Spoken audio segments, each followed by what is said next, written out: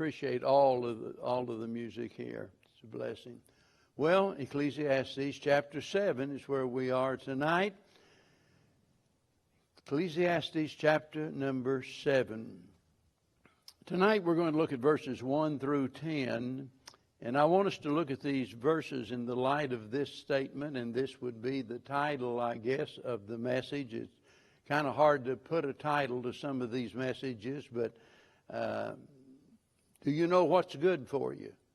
Do you know what's good for you? It's real easy for us to think we do, but we're not always right.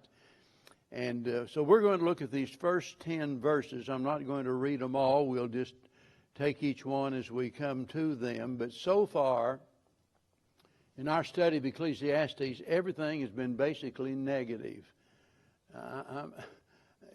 I'm sure some folks, that maybe had never studied the Bible before, they're thinking, oh, my land, is this whole book going to be like this? I mean, it'll put you in a state of depression.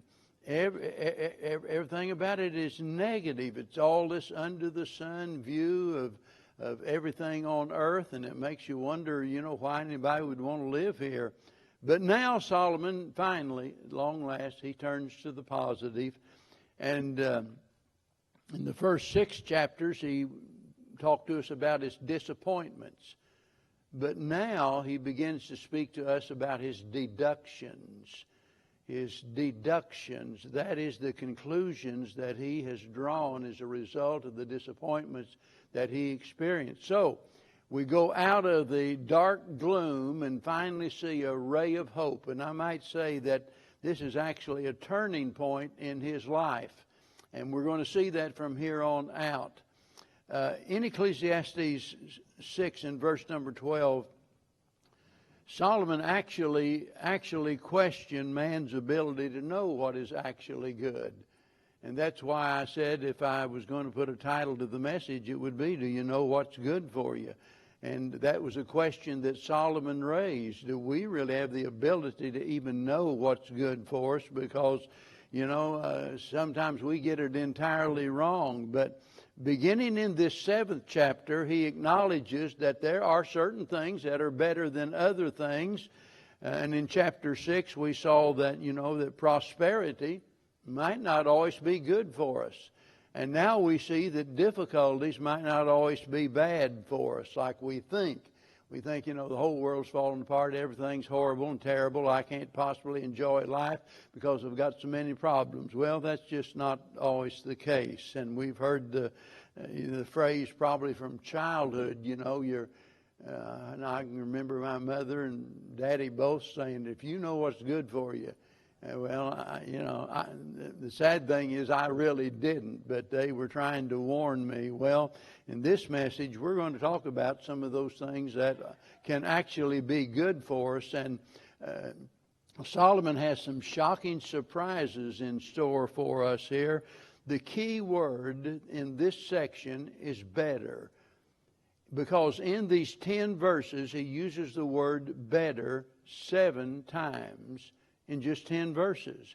And so we're going to look at these things and we're going to see what he says is better than their counterparts. So that's where we're at, verse number 1. And here's the first thing that he mentions. That's the fact that he says a good name is better than precious ointment. Now, whenever, we think of ointment today, we think, particularly of some kind of a medicinal value added to it. And it certainly could have had that connotation in that day, but it basically had to do with an oil or a perfume, and it was associated with riches and honor. And, that's why they anointed the bodies of those that were deceased. They're trying to show respect. And so this is what he's talking about here. Now, naturally, to our natural mind, well, we think, well, man, I'd a whole lot rather have riches and honor than I would just about anything else.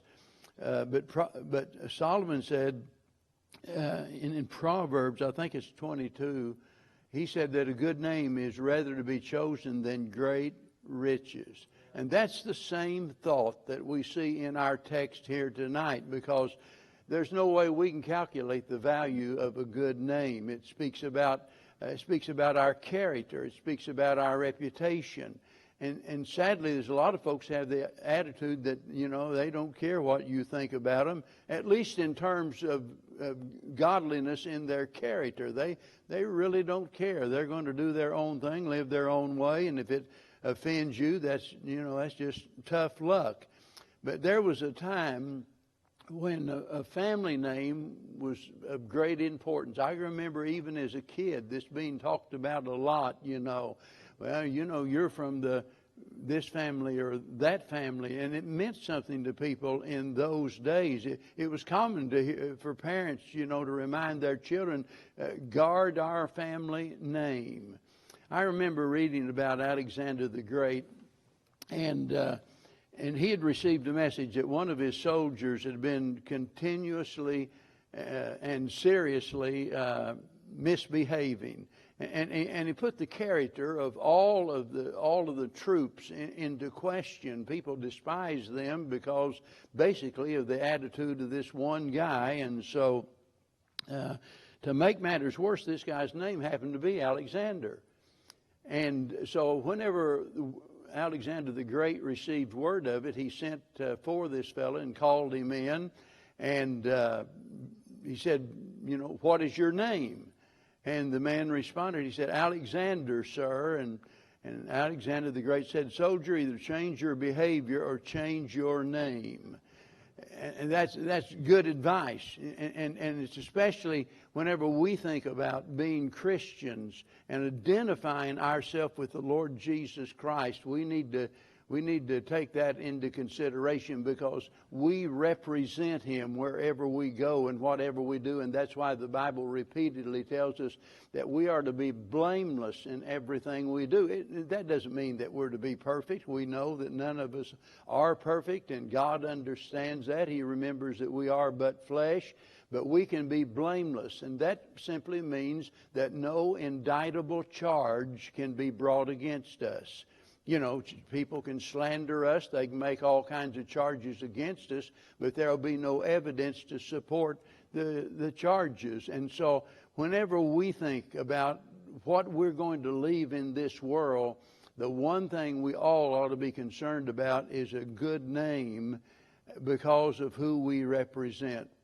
Booker T. Washington, and here's a fellow, that was a former slave, and yet he ascended to statesmanship. He was the advisor to several presidents. He was a lecturer, an author, an orator.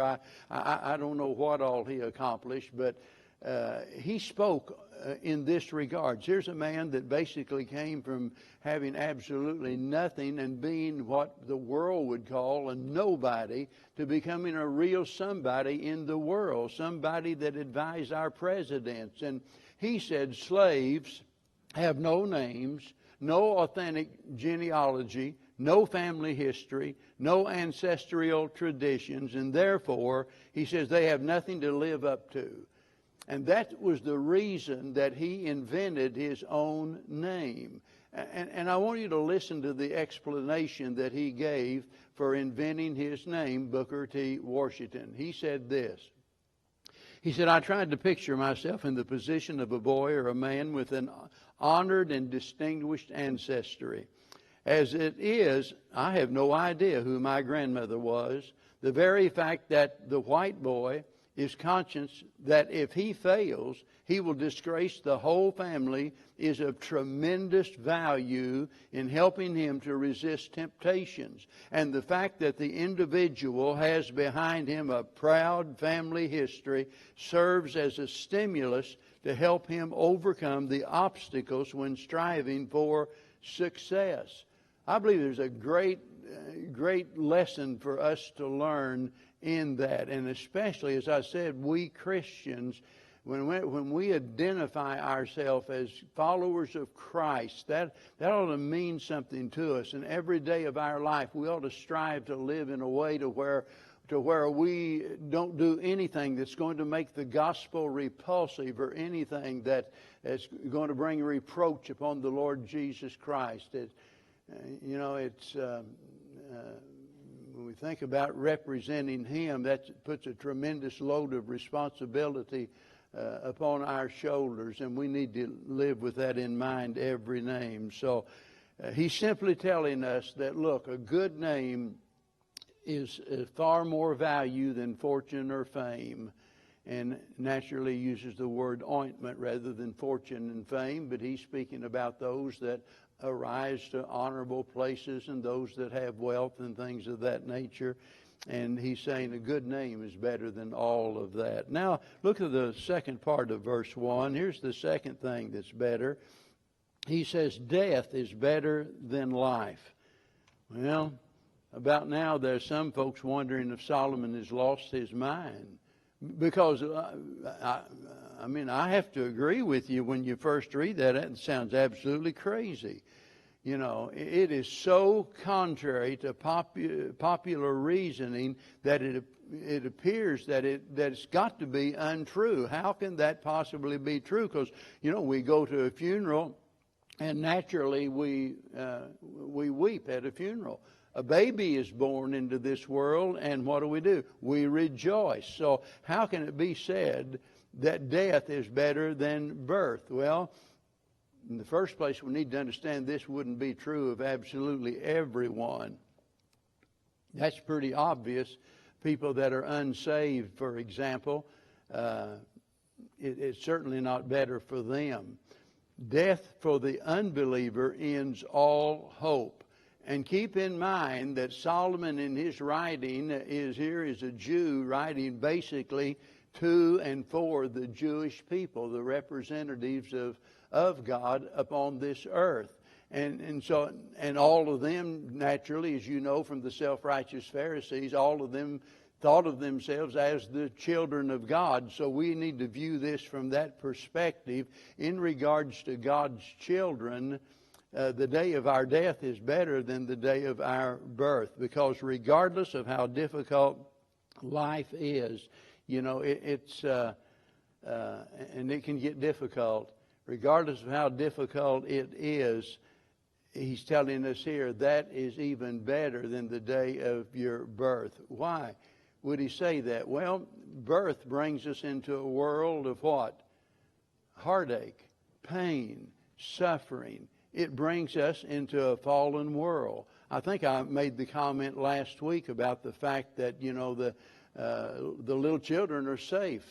You know, they may not be saved in the sense of we think of them accepting Christ as their Lord and Savior, but they're safe because when the Lord Jesus Christ shed His blood, He did so, and it's sufficient for them and those that have not yet reached the age of accountability. So the day of your birth is the day that you enter into a world of sorrow and suffering and pain. By the way, this is exactly what Paul was dealing with over in Philippians chapter number 1. And you'll remember there, and keep in mind that he's writing from prison. Here is a faithful servant of God who has gone through all kinds of great difficulties brought upon him by unjust people. And so as he writes this letter from his prison cell, he talks about the fact that he is content to remain on earth. And, you know, that's saying a lot right there. Content going through all of the difficulties. He says, I've learned to be content in whatever state that I'm in. And so he makes no bones about that. But he's also very clear about the fact, but heaven would be better. I like Brother Nolan sings that song, Heaven is Better Than This, and it sure is. And Paul acknowledged that, you know, to die and to be with the Lord, you know, that would be better. But I'm content to stay here. Why would he make a choice like that? Well, because God needed him here on this earth to reach others. In other words, there was a work for him to do, and that work was so very important to him that he was willing to stay here. He preferred heaven, but he was content to stay here because of God's purpose for his life. But let me say this. Let's suppose that it was possible in some way, somebody invented a pill or gave you an injection or whatever it was at birth, and it would ensure that you could live a trouble-free, painless life, And let's suppose that you could indulge in every possible pleasure upon this earth without any negative consequences. In other words, it would just be living that dream world where everything went your way. Let me tell you, heaven would still be better by far than that. There is nothing on this earth that compares to heaven. It just doesn't get any better than that. It's better than anything that we can possibly imagine. Now we look at verse number 2, and here we see the third thing, the third contrast. And again, it just doesn't sound right. But he tells us here that mourning is better than feasting. He says, verse 2, it is better to go to the house of mourning than to go to the house of feasting. For that is the end of all men, and the living will lay it to his heart. Now that raises a question. What would you choose, a funeral or a feast? I think we'd all choose the latter, right? Give me a feast anytime. I mean, who enjoys going to a funeral? But here he says there's a sense in which the funeral is better. That is, it's better in the sense that it is more profitable. But how can that be? And Solomon, he must have known that, if I write this, Lord, there's some people are going to be questioning this. They're not going to understand, and they're going to need an explanation. So notice he goes on and gives us the explanation as to why it's better. He says, for that is the end of all men, and the living will lay it to heart. There's much more in that verse than I have time to talk about, but believe me, that is a very, very powerful statement. He says, the house of mourning is better than the house of feasting, for that is the end of all men. That's where we're all going to end up. And he says, as a result of the mourning, he says, and the living will lay it to his heart. It's kind of like we might put it today that if Solomon was speaking to us in our everyday language, that he might say, funerals have a way of getting your attention. And they really do, because they remind us we're all going to die. Every time we go to a funeral someday, we realize that someday that's going to be us. And if we're wise, we'll lay it to heart, because, long after the feast is forgotten, the memory of the funeral will live on. And so the funeral service in the morning becomes a wake-up call.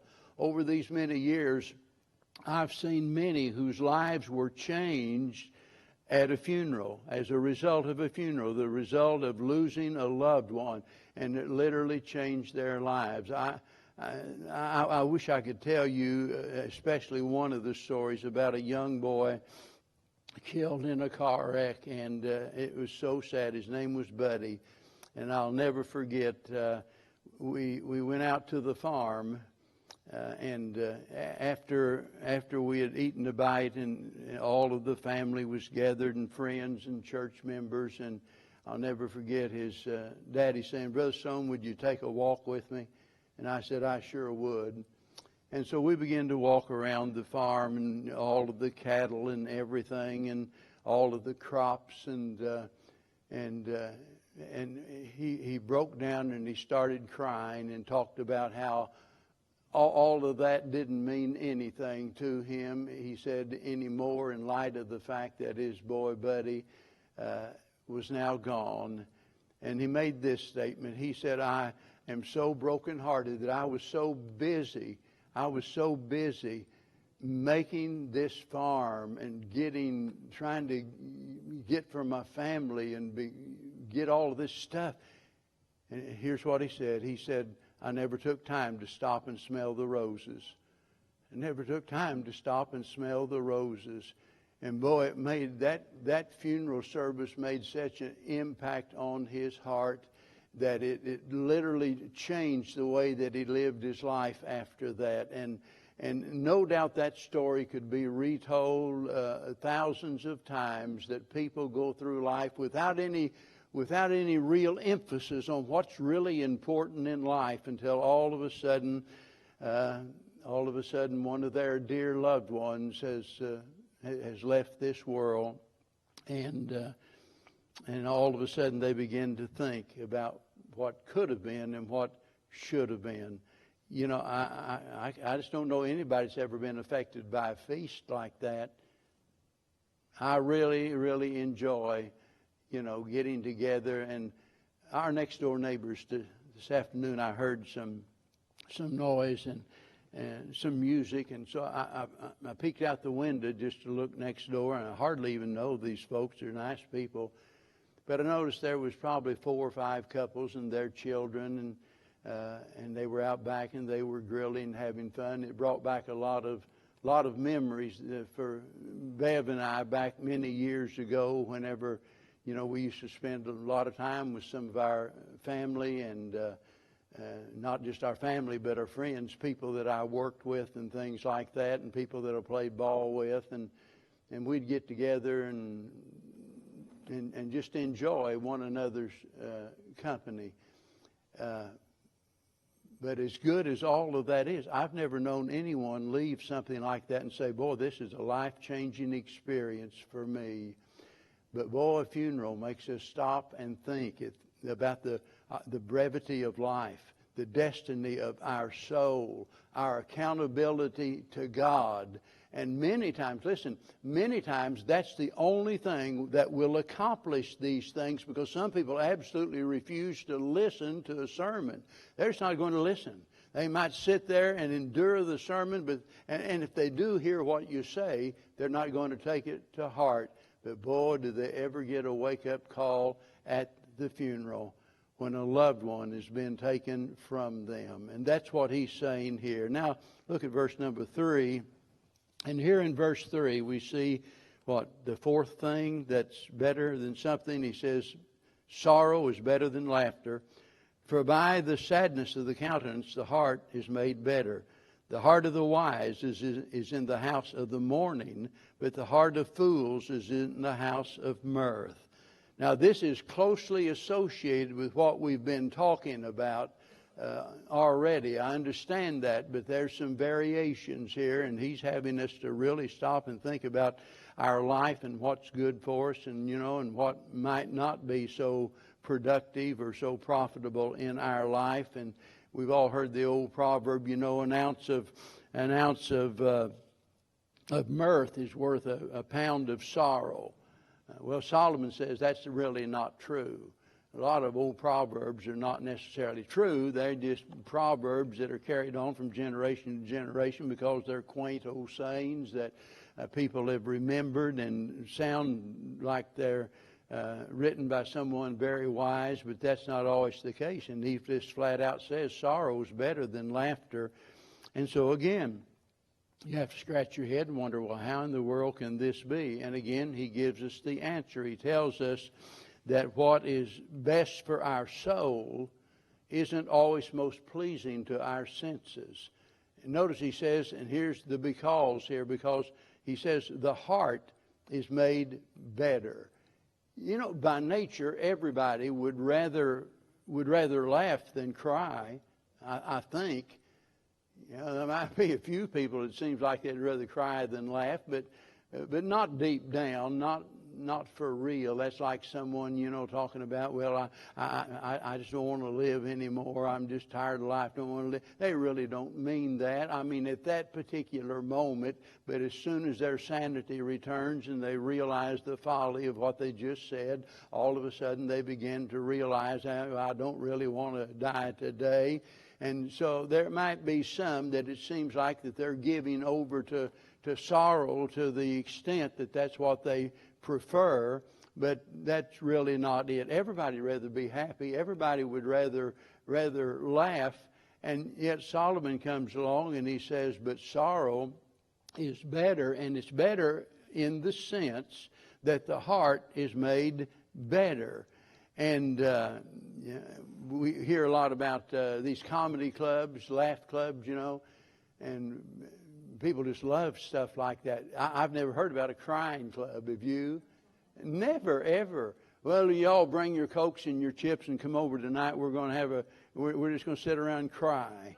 Nobody plans that. We all want to laugh and we all want to enjoy life. And don't misunderstand this, because the same Bible that I'm reading from tells us that laughter is good for the body and good for the soul. There's not anything wrong with that. Solomon himself said, a merry heart maketh a cheerful countenance, and a merry heart doeth good like a medicine. So it's good. There's not anything wrong with that. But he says that laughter isn't necessarily or nearly so transforming to our character as sorrow is. Many years, probably over 50 years ago now, I ran across a little poem that I jotted down in one of the old Bibles I used to carry by Robert Browning Hamilton. And you've probably heard it before. But it says, I walked a mile with pleasure. She chatted all the way, but left me none the wiser for all she had to say. I walked a mile with sorrow, and ne'er a word she said, but oh, the things I learned from her when sorrow walked with me. And boy, how true that is. There's so many times that it takes a heartbreaking experience in sorrow and tears for us to really learn the lesson that we need to learn. And, you know, in this world that's absolutely gone mad over fun and games, we've really lost sight of what's valuable and what's not, because after all, we want to try to make life as fun, as easy as possible. And so in doing so, we fail to understand that we're actually strengthened by our struggles. And boy, the Bible is full of verses. I keep one stack of, and of course I lost so many of my old sermon outlines and notes and what have you during Harvey. But since then I've got different stacks. I used to have everything so organized. And boy, I could, any verse of Scripture or anything I'd ever preach, I could just put my hands on it in a heartbeat and knew right where it was. Now, it kind of goes back to the way I started. You preach a sermon, you put it over in the shoebox, you know, something like that. Well, I've got different stacks around on my desk and places that known only to me, that in the little cubby holes. And I say that because I got one stack that just deals with things like messages about heartache and sorrow. I could preach for the next 6 months every service, Sunday morning, Sunday night, and Wednesday night, and still not even begin to cover all the material in regards to adversity and sorrow and suffering and things of that nature. It's such not only a big part of our lives, but it's such a very important part of our lives, because it's like Job talking about the refiner's fire. And you know, you think about why God would allow anyone to go through these horrible experiences. And he said, well, I know that, you know, whenever it's all done, whenever it's all over, I'll come forth as fine gold. And thank God for that knowledge that God is going to take the worst of things that happen to us and use them for the very best things that we can possibly imagine in our life. We don't know it at the time. We don't understand it. We don't realize it. We can't explain it. But some way, when we go through these struggles, it has a way of strengthening us in a spiritual sense. And so if you want to learn some valuable lessons, just spend some time with people that are suffering or people that are terminally ill. You know, a lot of people, and I've got to say this because I've seen it happen so many times. There's a lot of times people will that are going through great difficulties, and one of the struggles they have is in knowing that other people do not understand, and other people not only don't understand, a lot of times these people will maybe even accuse them of being phony or accuse them of using this and using that as an excuse for what's going on in their life. And, wow, sometimes people never learn their lesson until they're the one going through the suffering. And all of a sudden, that has a way of changing your perspective on absolutely everything. whenever you have to go through what they've been going through, and all of a sudden it hits you and you learn the lesson. I was so very wrong about that person. Because let me tell you, whenever people are going through these struggles in life, and it's difficult enough whenever they're trying to just endure it, but it's a whole lot worse whenever we don't when we don't acknowledge that what they're saying is actually true. You know, my Bible says, love thinketh no evil. That's another way of saying love gives people the benefit of the doubt. If you can't prove something against somebody, then don't say something bad about somebody. I mean, if you don't have the evidence to back it up, then you ought to give them the benefit of the doubt. But the point is that we learn more from our suffering and our trials in an hour or a week than we do in a lifetime with the party crowd. In a lifetime filled with pleasure. We don't learn anything really from that. It's when we're going through the hard times and we're forced to depend upon God. As most of you know, I don't agree with everything Charles Spurgeon wrote or said or preached at all. But I do agree with a lot of it. I've learned a lot from reading Charles Spurgeon from the time that I started preaching. Someone introduced me to his ministry, and he was called the Prince of Preachers, probably the most famous preacher of all time, except going back to the disciples. And I'd go to old bookstores. I couldn't afford to go to the bookstore and buy new books, so I'd dig around through those old used bookstores and try to find a book, and I'd get it, and I would just devour that book. And so I was so impressed with him. What an impressive story. I read his life story, and it was so very impressive. And then one day in the book he wrote, Lectures to My Students, he had a chapter in there that had to do with depression. And I never dreamed in all of my life that somebody as great as Charles Spurgeon would be troubled with something like depression. Because in your mind, you're thinking, oh my, if you're a really spiritual-minded, mature Christian person, you won't have trouble with depression. You'll be rejoicing all of the time. And let me tell you, a lot of people, I'm saying all this for a reason, because there's so many times we become so very judgmental of other people and what they're going through that we make it more difficult for them to get through it. But let me tell you, and this serves as a warning, be careful about that, because there's going to come the time where you are going to be put in a situation where you're going to learn something you never knew. You thought you knew what was best for you, but God has another plan, and that plan sometimes really hurts. Just like it did for Paul to be in that prison, for him to be beaten and to suffer everything that he went through. But he said, to die and be with Christ, he said that would be gain, that would be better. But he said it's more needful for me to stay here and to be with you. Now, verse number 5. And here's the fifth thing that's better than something. He says, rebuke of the wise is better than the song of fools. Isn't that something? It is better to hear the rebuke of the wise than for a man to hear the song of fools. For as the crackling of thorns under a pot, so is the laughter of the fool. This also is vanity. Now, while going through these first 6 verses, I as a preacher, I began to notice different themes and things that would make good titles for sermons. And I think about the Day of Death. That's a good title. Or the House of Mourning, the House of Mirth, and what have you. But now, here's another one where he talks about the Song of Fools. The Song of Fools. And the other day when I was reading this and thinking about it, first thing coming to my mind is I think I've heard some of their music. The Song of Fools. But Solomon's not speaking about a particular style of music. He's talking about the empty, the meaningless, the frivolous words, songs, the laughter of fools.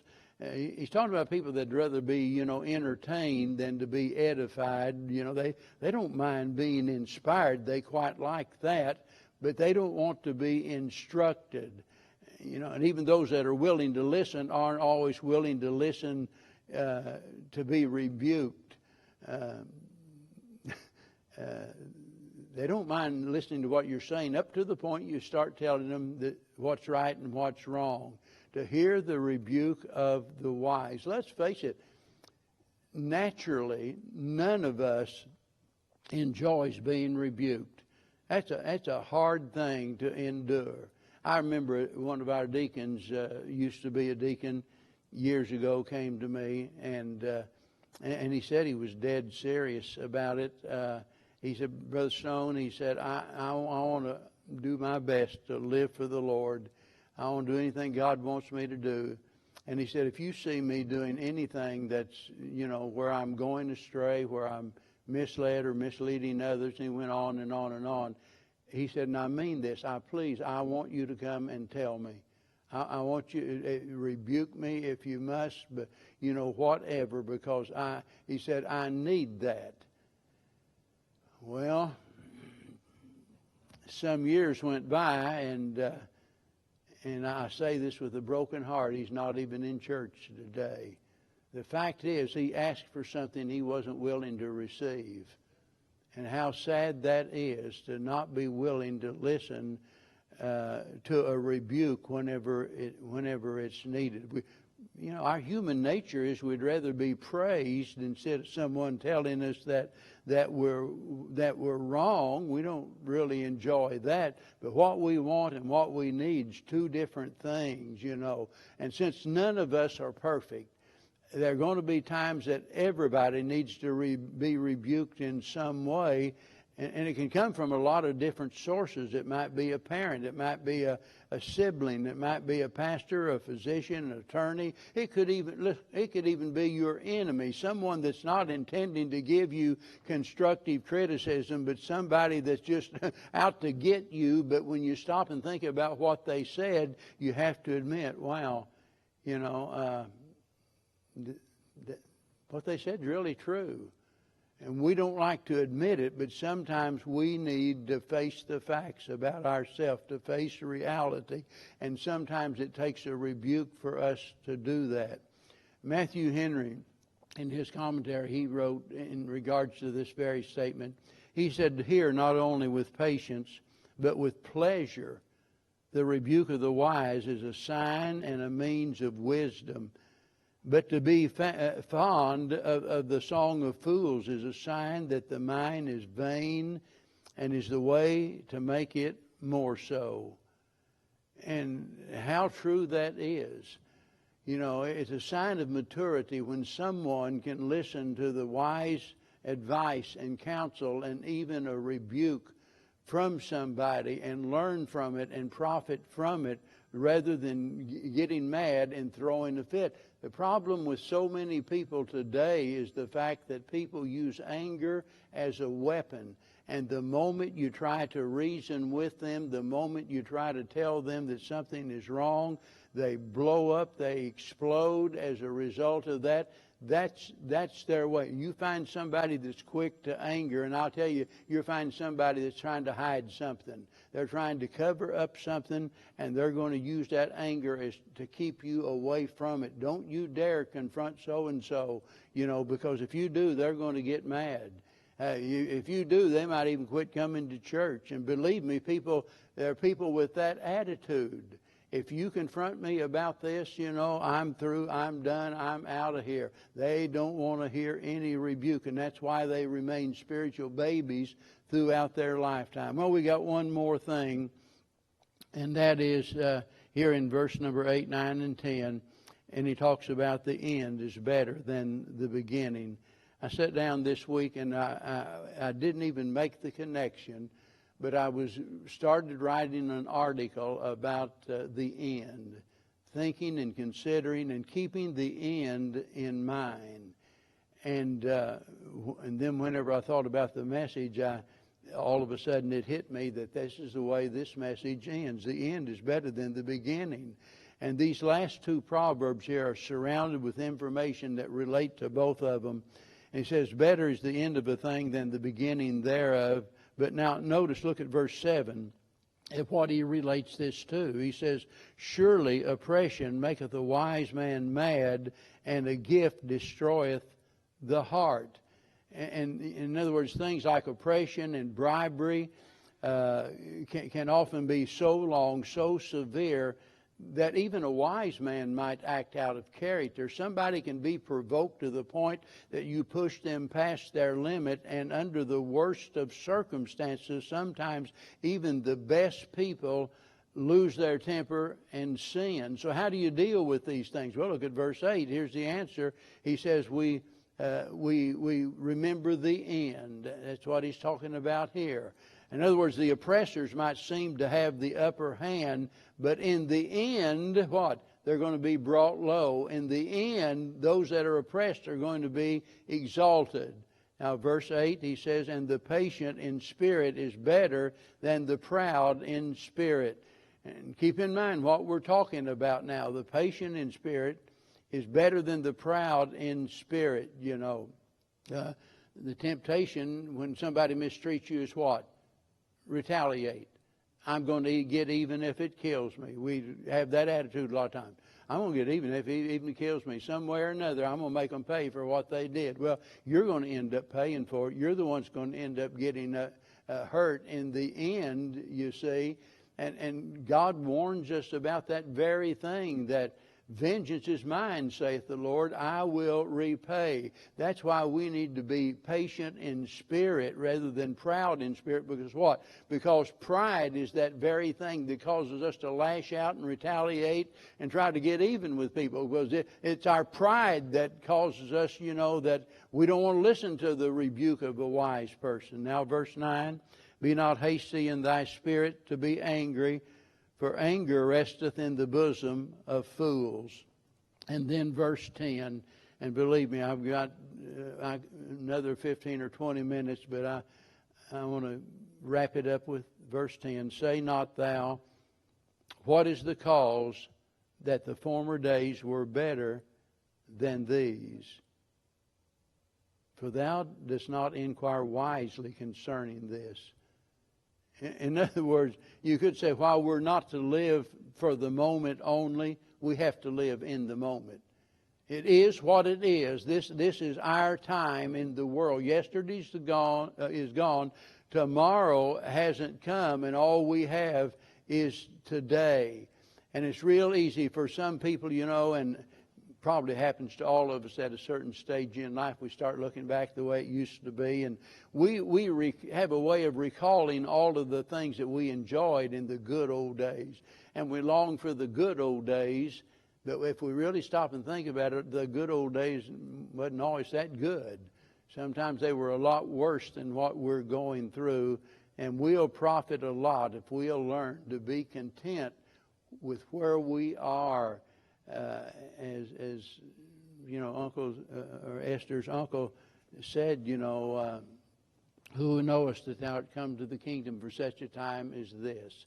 We're here during this time, and you know, somebody said, I'd love to live back in the days when Jesus walked on the earth. Really, you've never really studied history if you think that.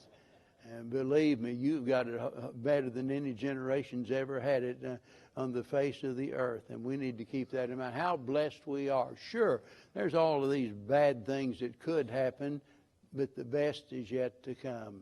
Let's all stand in prayer, and we're going to be dismissed. And I'm going to get this phone and make sure it's not an emergency of some kind. It's very rare for somebody to call during the service, and I'm hoping and praying that it'll be good news. Darren, good to see you and your mother here tonight. Would you dismiss us in prayer, please?